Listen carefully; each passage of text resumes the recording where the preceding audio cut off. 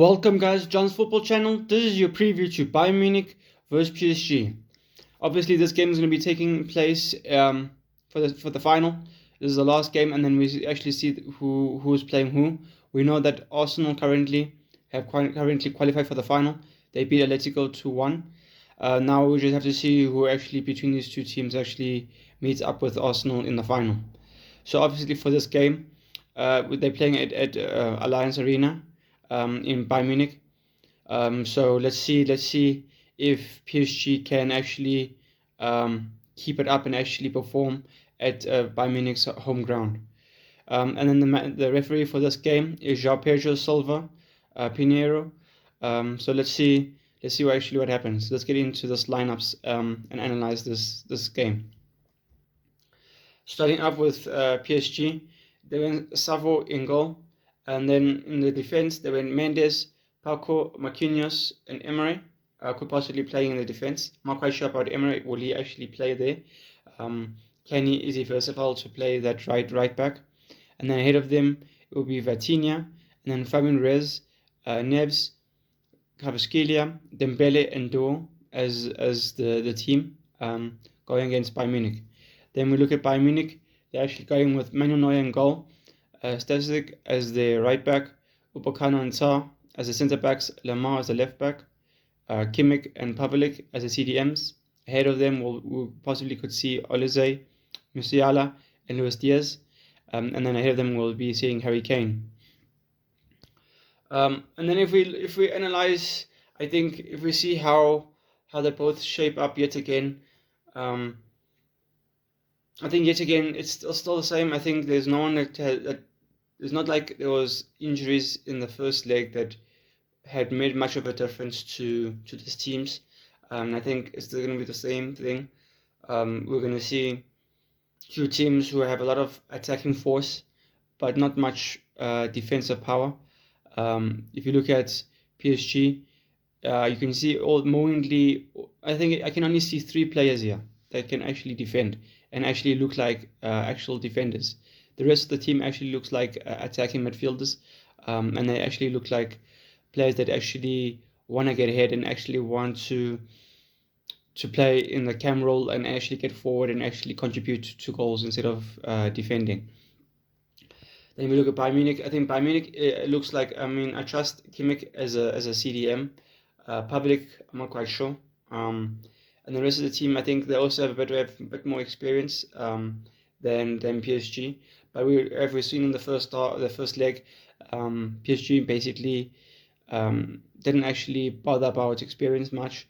They actually were focused on their tasks and how they were shaped up and how they were coached to actually play against Bayern Munich for this game. And I think they'll do the same. They probably be a bit tweaked in a way because now they have more of an idea of exactly where their limits are, what can they actually do. If something happens, which team is able to top it off and actually come on top in terms of tactics and in terms of formation. So now I think both teams know each other a bit more for this game. But we'll soon see. Hopefully it's the same as the first leg. Hopefully it's just as entertaining.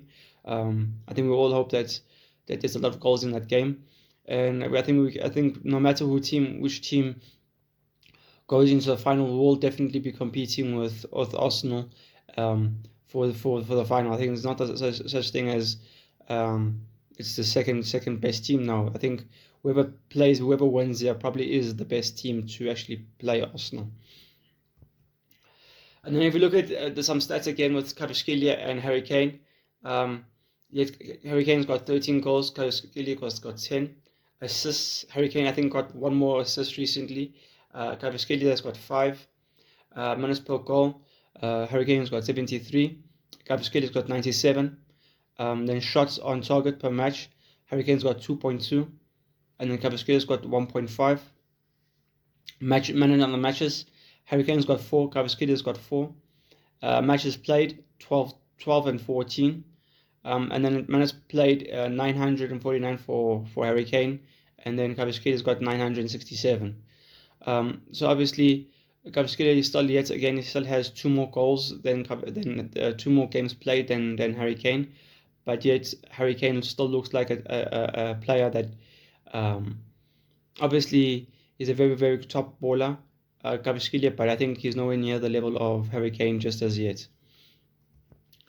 Then if you look at some form, Bayern Munich won their last 3 games, and then just before going into the PSG game, they ended up losing, and then their last recent game they drew 3-3, whereas PSG they lost against Lyon, and then they won their last 3 after that, and then they drew also recently as well. So quite interesting that both teams drew.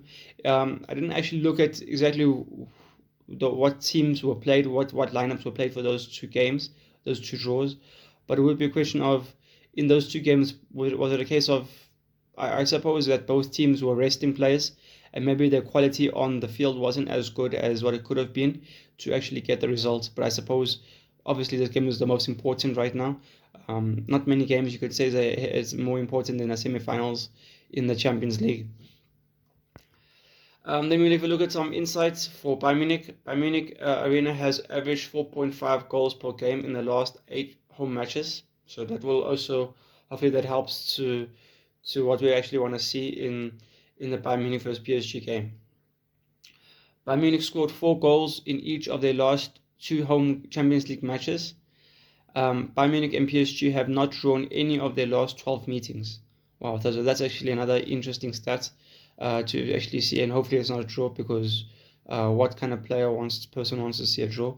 I suppose it probably would be a bit more interesting as well if the goals, if you can start seeing some goals, it becomes a draw, and then we go into extra time and whatever like that, possibly penalties. I suppose that's a bit more entertaining, but we'll soon see. Then Harry Kane has 33 Bundesliga goals this season, leading the Europa League Golden Boot race. Obviously, we know Harry Kane. We knew that after him leaving the Premier League, we knew wherever he goes, he was definitely going to score goals. And clearly, we see that he is still scoring goals, and a lot of goals at that. And then PSG have scored 2 goals in each of their last 7 Champions League games. So I think it's just two less than Bayern Munich at home. Dembele has started just 9 League 1 matches this season, despite PSG's top goal score with 18 goals. So in those 9 games, he probably scored 2 goals per game. And then PSG failed to score 2 of their last 5 trips to the Allianz Arena. Now that's also another interesting stat.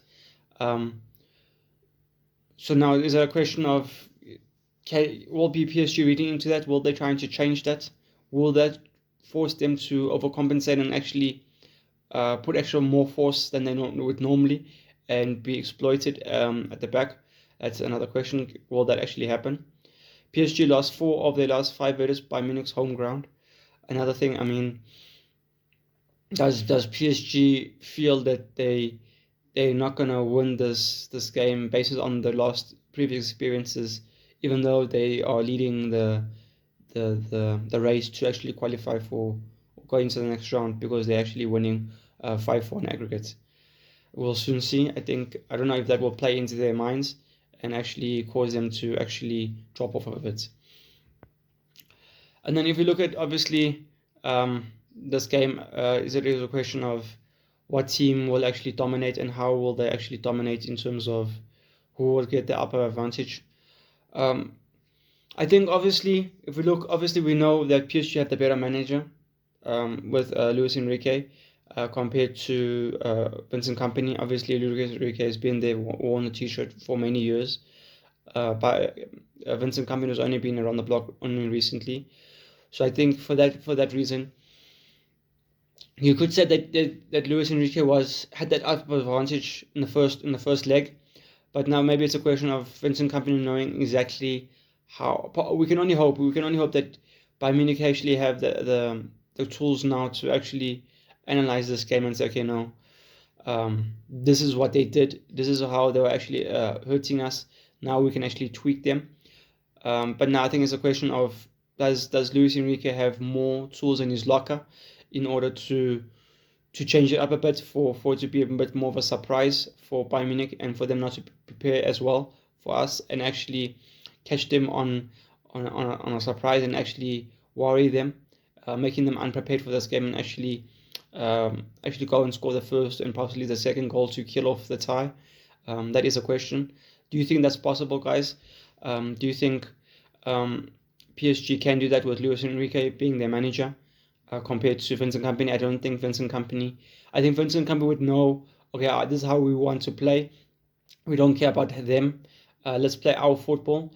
But I suppose as a probably elite manager, you probably are able to have that tool in your lock and also, like, um, instead of me knowing what I am good at, let's actually focus on them. Let's focus on seeing how we can block their attack. And if we can do that, we can annihilate them and we can actually hurt them then. And I suppose whoever prepares well and actually does the right thing in the first half in terms of tactics, formation, and actually play, and not overcomplicating it, I think that will be the thing of who actually has to react to the other opposition. Does PSG have to react to Bayern Munich's tactics and formation, or is it vice versa? And I think at that point it would determine who actually goes and actually starts winning this leg, probably from the first minutes and probably the first half going into the second. So I think, well, obviously the first goal will definitely be a big blow for either team. I think after the first goal goes in, if it's for PSG to score, I think it will definitely mean that they will definitely try to defend and actually hold them off and actually just waste time until 90 minutes. But now I think also PSG need to know how to do that if they actually score the first goal. If they score the first goal, they can't score too early and drop off. They will probably have to keep attacking and try to make it 60-40 defense, 60%, 40% attack. And then into the second half, then they can start wasting time and actually drag out the clock a bit and actually just get the win. But now if Bayern Munich win, I think score first, I think that will be even more interesting to open the tie a bit more, knowing that it's a draw and knowing that it's either team to win or lose. Let me know what you guys think. How do you guys see this game going? Who do you think is actually going to win this game? For me, I think the second leg, I'm going with, I don't know why I'm going with Bayern Munich. I don't know why I'm changing. Even though Bayern Munich is losing, I think I'm going to go with a 2-1. I think Bayern Munich score first, then PSG counter them, and I think Bayern Munich score the second, and making it 2-1 going into the final. And I think Bayern Munich versus Arsenal for the final. Let me down below what you guys think. This is my post review preview to PSG versus Bayern Munich in Allianz Arena. Peace.